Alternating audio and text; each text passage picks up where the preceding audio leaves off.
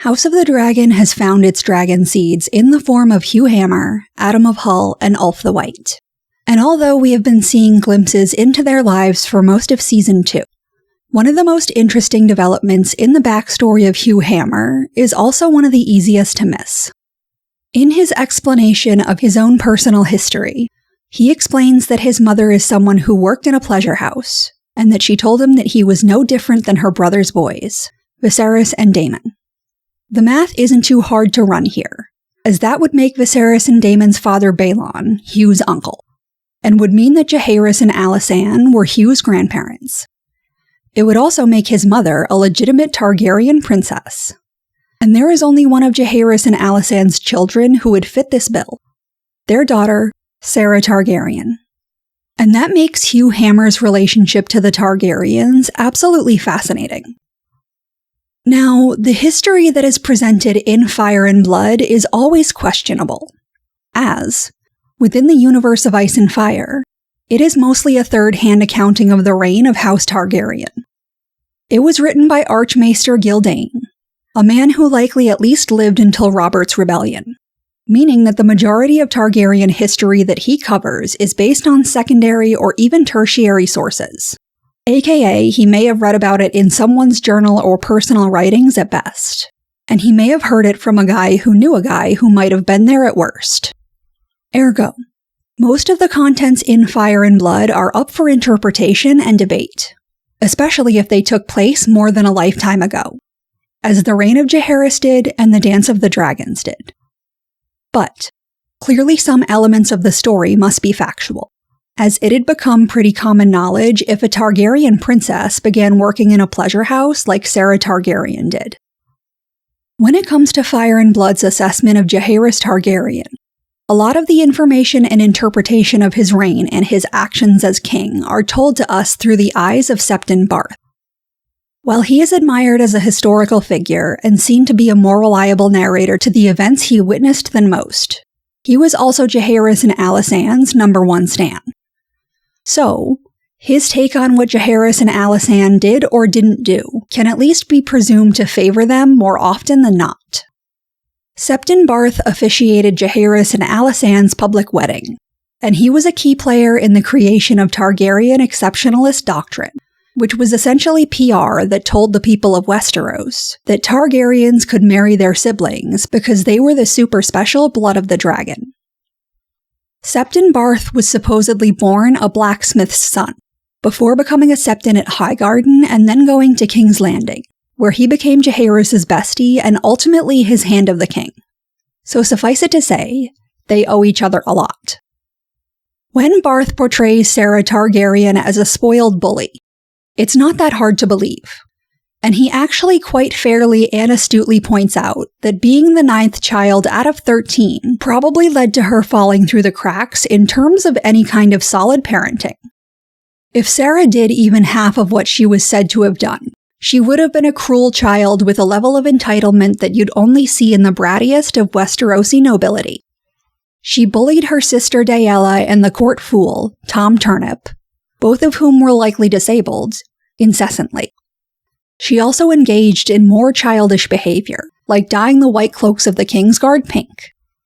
But she knew how to charm people when she wanted, and she was somewhat favored by her father when she was young, as he at least overlooked her bad behavior, while her 2 older brothers, Aemon, aka Rhaenys' father, and Balon, aka Viserys and Daemon's father, found her antics amusing.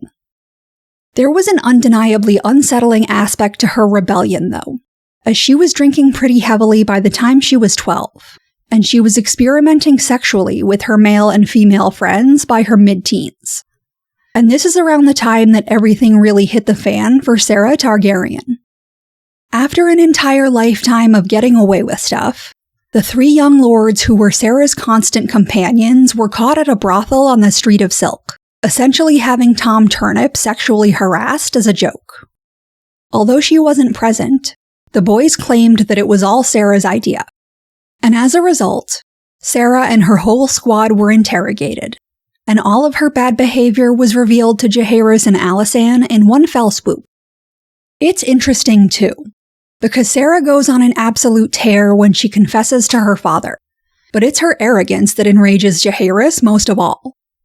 She tells them that she's not a virgin and she has been intimate with all 5 of her companions. And now that she has been discovered, she could marry one of the boys. Or maybe all 3 of them, like Aegon the Conqueror or Maegor the Cruel. It's the comparison to Maegor that drives Jaehaerys to confine Saera to her chambers. And Septon Barth believes that Jaehaerys may have forgiven his daughter if Saera had stayed put and been repentant for her sins. But instead she escapes the Red Keep and tries to claim a dragon. It's then that Jaehaerys has her imprisoned in a tower cell and watched by a male guard at all times, including when she is using the bathroom. From her window, she was forced to watch her father duel and ultimately kill Braxton Beesbury, the most arrogant and troublesome of Saera's male companions. Afterward, Saera was sent to Old Town to join the Silent Sisters, an incredibly strict order of the Faith of the Seven. This wasn't seen as a new pathway for her, but rather an appropriate punishment for her misbehavior. Unsurprisingly, Saera was not about this life, and she was essentially tortured for a year and a half straight before she finally escaped. No word was heard about her until a year later, when she showed up in a pleasure garden in Lys. When Jaehaerys and Alysanne heard the news, Alysanne said, "They have made our daughter into a whore." "She always was," the king replied. Queen Alysanne was more forgiving of her daughter's indiscretion than Jaehaerys was, and after a few years, she wanted to bring Saera back to King's Landing. "Please," she begged the king, according to Septon Barth's recollection. "It is time to bring her home. She has been punished enough, surely. She is our daughter." Jaehaerys would not be moved. "She is a Lyseni whore," his grace replied. "She opened her legs for half my court, threw an old woman down the steps, and tried to steal a dragon. What more do you require? Have you given any thought as to how she got to Lys? She had no coin. How do you think she paid for her passage?"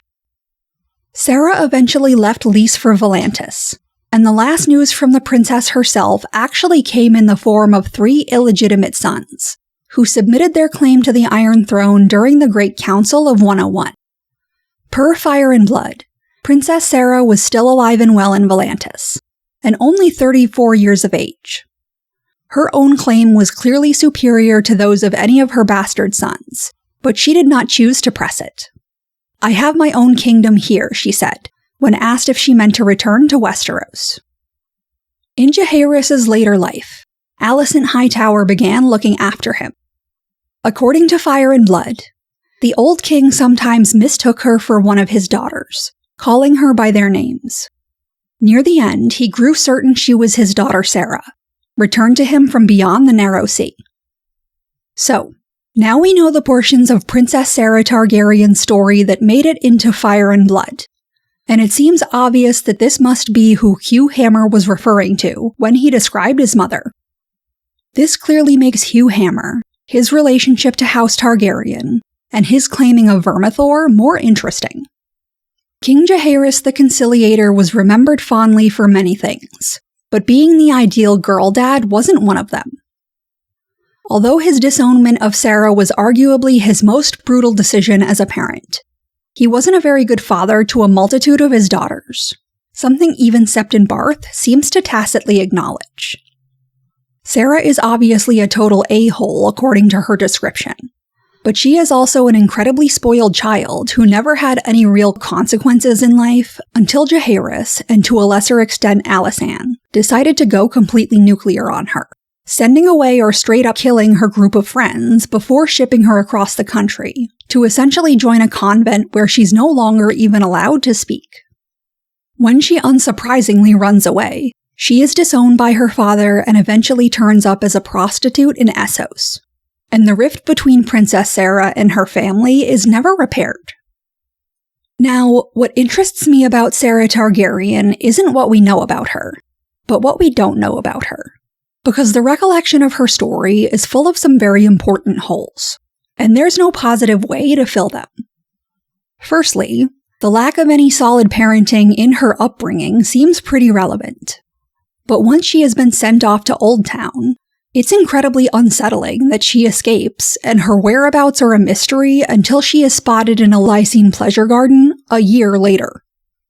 Given that she escaped with absolutely nothing, the fact that there is a year gap in between her disappearance and reappearance, and the fact that she shows up in a high-class brothel, is more than a little disturbing.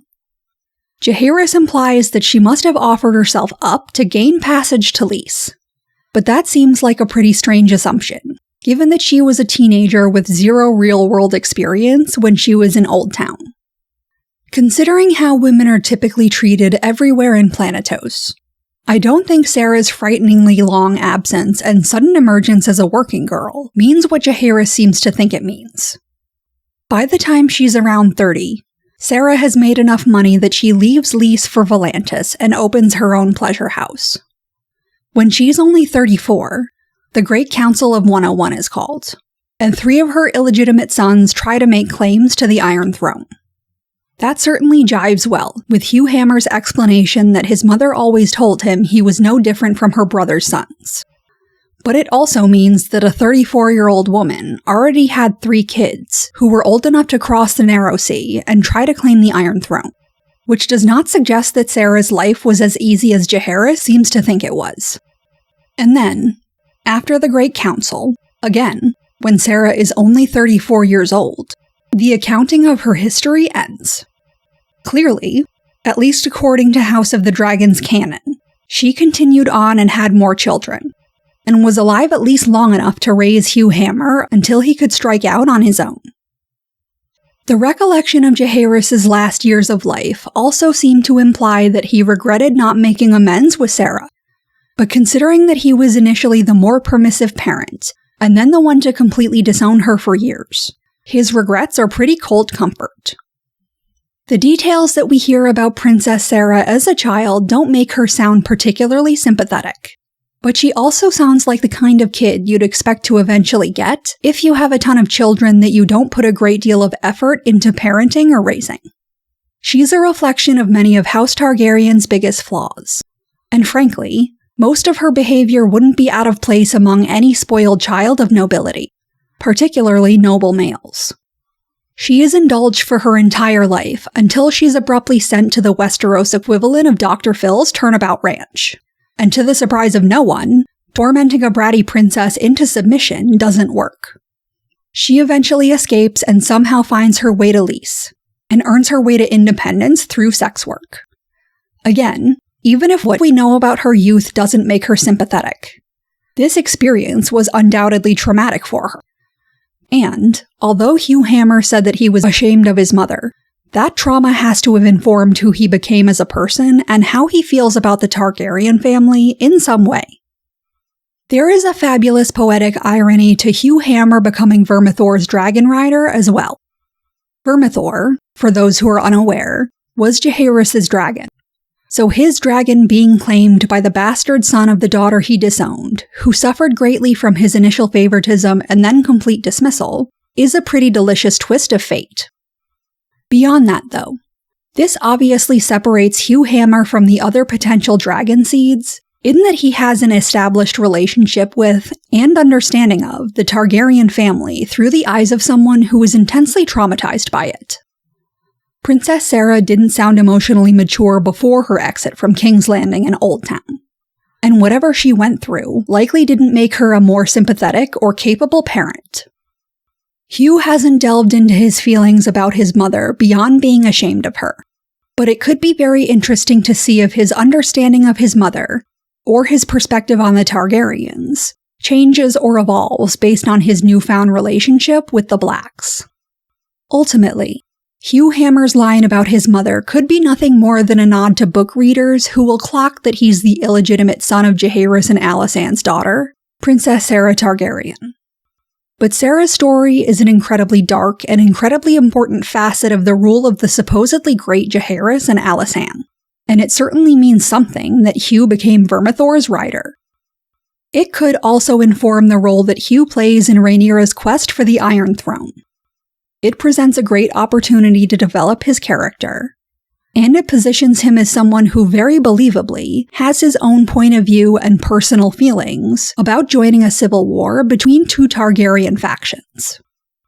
But even if Hugh Hammer's backstory is simply about introducing a bastard who is clearly and credibly a Targaryen, the story of Princess Saera Targaryen offers a meaningful look into the darker side of the Targaryen dynasty. But what do you think?